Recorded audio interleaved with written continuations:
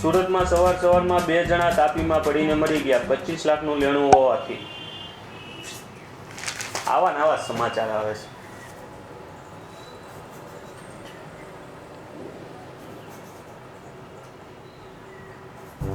હાલો ભાઈ ઓલા પૈસા પોગાડો ને તમે.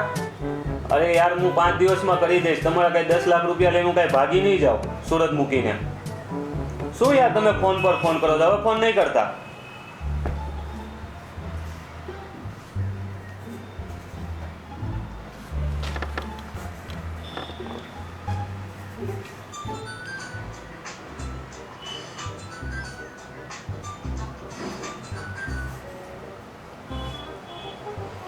આ લેણાવાએ તો હેરાન કરીને યાર બહુ ખતર ઠોકી નાખી.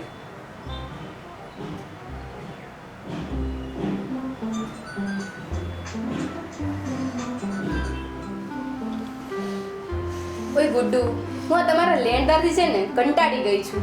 મને તો એવું હતું કે લગ્ન પછી આપણે શાંતિથી જીવન જીવશું. એક કામ કરો ને, હાલો ને આપણે દવા પીને મરી જઈએ. એટલી વાતમાં મરવાનું થોડું હોય. આજે આપણો ખરાબ સમય છે તો કાલ આપણો સારો સમય આવશે. પણ ક્યારે આવશે સારો સમય? મારી પાસે એક આઈડિયો છે, પણ આપણે છે ને સુરત સિટી છોડવું પડે. હા તો બોલો ને.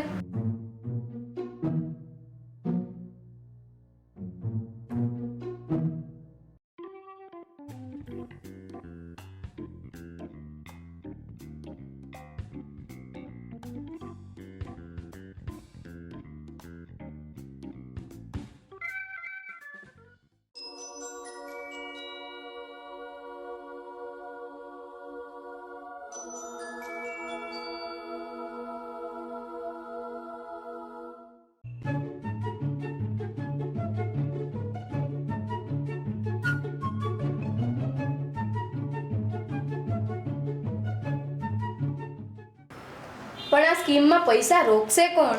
આપણો બબલુ. એને ખાલી હું એકવાર રિંગ કરું ને એટલે એ બધાને કહી દે અને પૈસાનું એડજસ્ટ કરી દેશે. એ વાત તમારી સાચી છે. તો લે હું બબલુને કોલ કરું.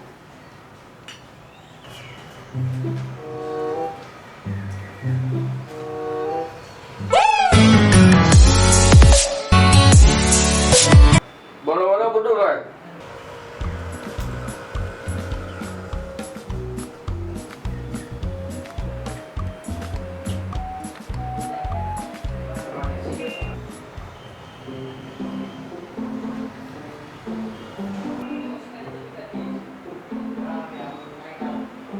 હું હવે ગુડ્ડુભાઈ તમે મસ્તી કરો છો, આવું થોડું હોય.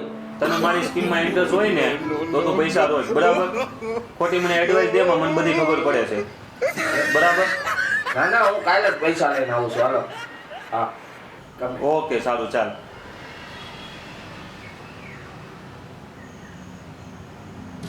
જો ગુડી, પૈસાનું એડજસ્ટ થઈ ગયું છે, બરાબર? બબલુ કાલ સવારે પૈસા લઈને આવે છે. સારું, વાંધો નહીં.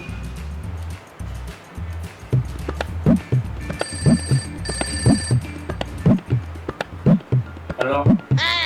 લે ભાઈ, આપણી પાસે એક સ્કીમ આવી છે. શું છે ગોડલામાં સ્કીમ?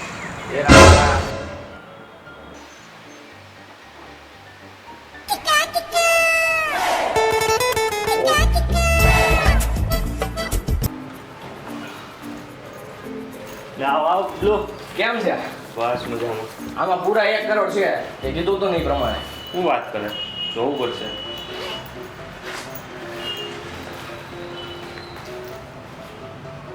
એક કરોડ પૂરા જ છે ને? અરે પૂરા પૂરા. તો અને ચાલ 21 દિવસ પછી મળ્યા. કાંઈ ને મેળા.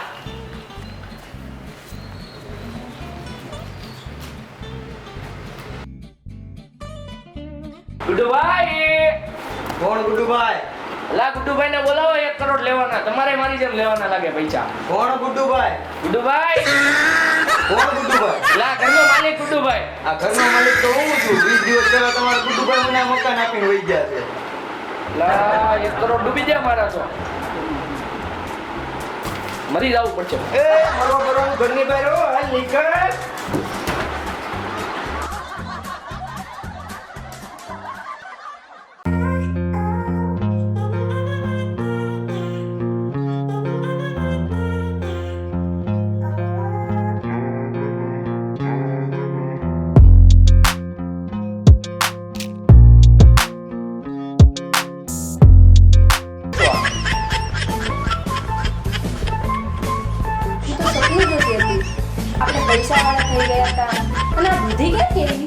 પૈસા વાળી સાની માની જા દૂધીને શાક બનાવીને